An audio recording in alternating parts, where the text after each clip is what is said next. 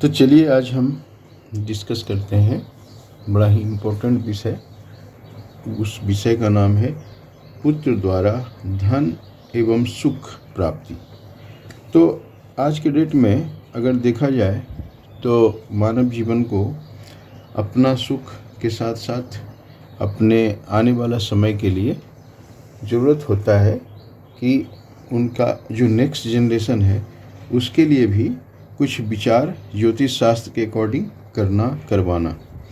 तो मुख्य रूप से अगर हम एक उदाहरण के रूप में देखेंगे तो कई कुंडली में से एक कुंडली का विचार हम डिस्कस करेंगे। सो कॉम्बिनेशन देखेंगे कि वो क्या है ना। तो आइए हम डिस्कस करते हैं। तो अब एक हम जन्म कुंडली बनाते हैं और एग्जाम्पल भी देंगे। इसका नाम दे देते हैं जन्म कुंडली। अब चलिए हम इससे रिलेटेड ज्योतिष शास्त्र में जो विचार किया जाता है पुत्र द्वारा धन और सुख प्राप्ति, उससे रिलेटेड बहुत सारा फार्मूला के बारे में हम डिस्कस करेंगे। क्योंकि ये जो फार्मूला मैं डिस्कस करने जा रहा हूँ ये विभिन्न प्रकार के ज्योतिषियों का विभिन्न प्रकार के हम विचार है, उस विचार से रिलेटेड हम और भी बहुत सारा अध्ययन करके और ये सब वीडियो के बारे में डिस्कस करने जा रहे हैं। तो अब चलिए ये सब बातें साथ साथ में हम करते चलते हैं। सबसे पहले अब ये देखिए कि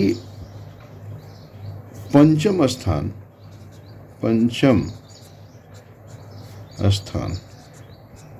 है ना, मुख्य रूप से देखा जाएगा कि क्या क्या है इसमें ज़रूरत समझने का। तो पंचम स्थान और क्या होता है, तो एक बृहस्पति क्या होता है, तो पुत्र कारक है ना, पुत्र कारक होता है ये दोनों। तो पंचम स्थान और बृहस्पति ये पुत्र कारक होता है।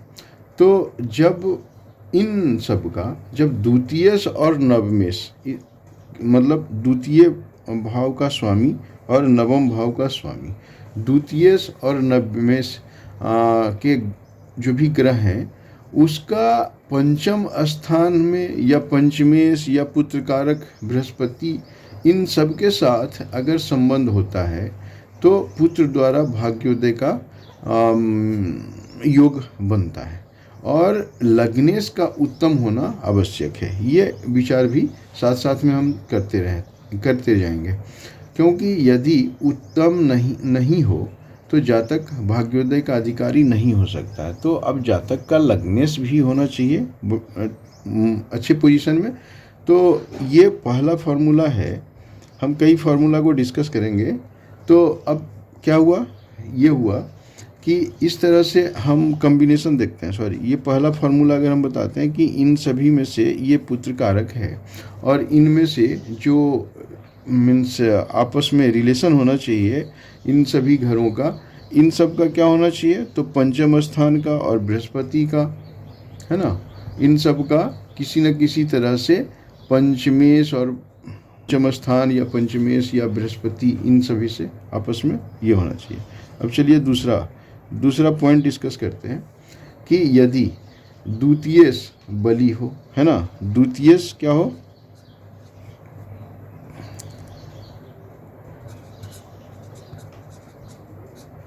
द्वितीयश बली हो, है ना, और पंचमेश के साथ बैठा हो।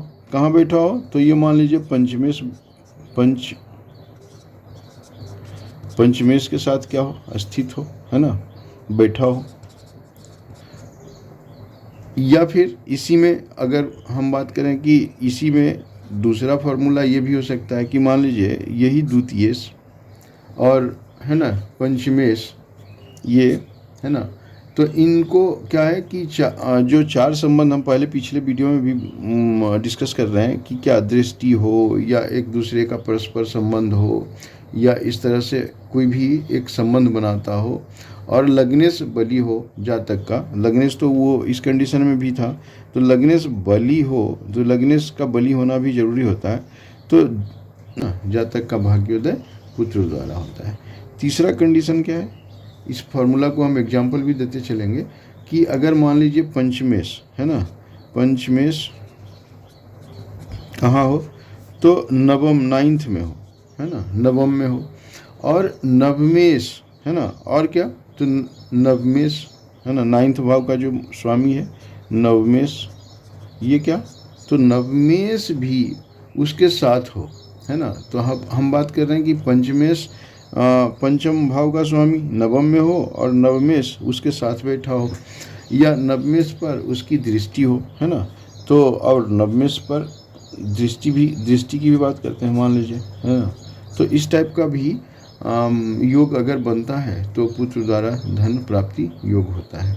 उसी तरह से फोर्थ फार्मूला हम बात करें कि अगर पुत्र कारक जो बृहस्पति हम लोग डिस्कस कर रहे थे, ये मान लीजिए पुत्र कारक बृहस्पति पंचम स्थान में हो, है ना। तो पंचम स्थान में भी हम डिस्कस करेंगे कैसे उसका भी होता है। तो मान लीजिए कि बृहस्पति है ना, बृहस्पति कहाँ हो, 5th हाउस में हो, ठीक है, और उस पर नवमेश की दृष्टि हो। मान लीजिए कि ये जो है ना 5th हाउस में होने के बाद ये दृष्टि कहाँ है, तो नवमेश का दृष्टि भी हो।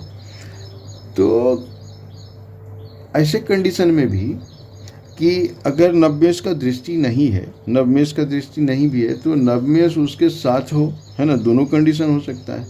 तो अब क्या हम बात कर रहे हैं कि पुत्र कारक जो बृहस्पति है, बृहस्पति मान लीजिए 5th हाउस में है, मतलब पंचम घर में है, और उस पर नवमेश की दृष्टि हो, नवम भाव का स्वामी, या फिर क्या हो, तो नवमेश उसके साथ बैठा हो, है ना, तो भी जब तक को पुत्र द्वारा धन की प्राप्ति होती है, ऐसा योग माना जाता है। फिर अगर हम 5th बात करें, 5th फार्मूला कि मतलब कुछ ऐसा भी पाया गया है कि अगर मान लीजिए द्वितीयस क्या, पंचमेश के साथ हो, कहाँ, पंचमेश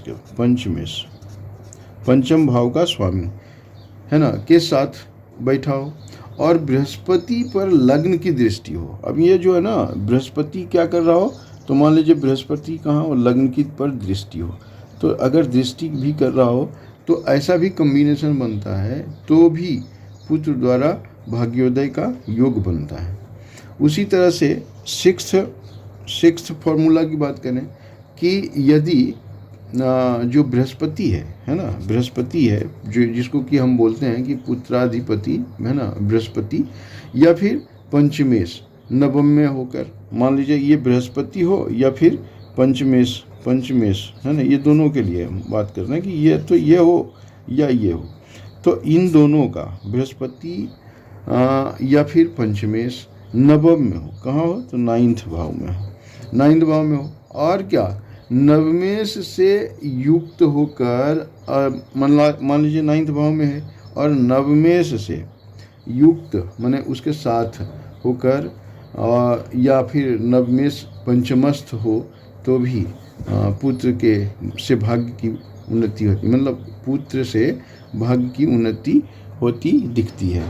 तो अब ये कंडीशन और फिर थोड़ा सा अच्छा समझ लें कि मान लीजिए बृहस्पति या पंचमेश दोनों में से कोई भी नवम 9th भाव में है ना, एक तो बात ये हो गई। फिर क्या, नवमेश क्या, नवमेश से मान लीजिए कि युक्त होकर या फिर नवमेश पंचम स्थान में हो, है ना, अगर मान लीजिए नवमेश भी कहाँ हो, तो पंचम में हो, है ना, 5th हाउस में हो, तो ऐसे कंडीशन में भी ये योग बनता है। अब चलिए इस तरह से हम 5 फार्मूला को डिस्कस कर लिए। तो पहला फार्मूला और इस तरह से कुछ एग्जाम्पल देते हैं। जैसे मान लीजिए एक उदाहरण के लिए ये कुंडली मैं ले लिया। अब इस कुंडली को देखते हैं कि इस कुंडली में जो नियम 1 है फर्स्ट के अनुसार, द्वितीय है ना, मतलब दूसरा घर का स्वामी कौन है, रवि, है ना, तो 2nd हाउस में क्या है, द्वितीय हो गया रवि, है ना। अब और नवमेश है ना, नवम भाव का स्वामी बृहस्पति को पंचम अथवा पंचमेश से संबंध होना चाहिए, ये पहला कंडीशन है। तो अब देखिए कि द्वितीय से रवि और पंचम स्थान में ये है ना, देखिए रवि कहाँ है? यहाँ बैठा है। तो द्वितीयेश कौन है? तो ये रवि यहाँ पंचम भाव में बैठा है। तो ये योग को हम डिस्कस इसलिए कर रहे हैं कि द्वितीय भाव का स्वामी पंचम स्थान में बैठा है, तो एक योग आ गया इसमें। और पंचम भाव का स्वामी कहाँ है? मंगल बैठा है यहाँ पर, है ना, सप्तम स्थान में बैठकर द्वितीय भाव को देखता है ना। तो अपने अष्टम दृष्टि से मंगल का कितना होता है? अष्टम दृष्टि होता है ना, और 4 भी होता है, 7 भी होता है। तो अब बात करते हैं, ये अपने अष्टम दृष्टि से किसको दिख रहा है? द्वितीय को, है ना। तो अब ऐसे कंडीशन में हमारा जो योग बनता है कि यदि पंचम स्थान में द्वितीयेश अगर पंचम स्थान में है, मतलब पंचम स्थान से इसका क्या संबंध बन रहा है? द्वितीयेश का पंचमेश से भी मतलब संबंध बन रहा है। तो कंडीशन यही है कि आपको ओवरऑल यही देखना है कि द्वितीयेश यहाँ पर रवि पंचम स्थान में है, पंचम स्थान में है, और पंचमेश मंगल, पंचम भाव का स्वामी कौन है? तो मंगल है। मंगल जो कि सप्तम भाव में बैठकर द्वितीय भाव को देखता है, तो द्वितीय भाव पर दृष्टि है। तो और फिर देखिए कि फिर नवमेश बृहस्पति, मतलब जो नवम भाव का स्वामी है बृहस्पति, पंचमेश मंगल, मतलब इस पंचमेश का स्वामी मंगल और नवमेश का बृहस्पति, ये दोनों क्या है? साथ में बैठा है, एक साथ में बैठा है सप्तम स्थान में। तो अगर ऐसा कंडीशन भी है तो भी बनता है योग। तो ऐसे कंडीशन में पुत्र द्वारा धन प्राप्ति योग बनने का योग बनता है। ऐसा समझे, ऐसा विचार होता है। धन्यवाद। प्लीज़ सब्सक्राइब, फिर अगले एपिसोड में और डिस्कस करेंगे। Thank you.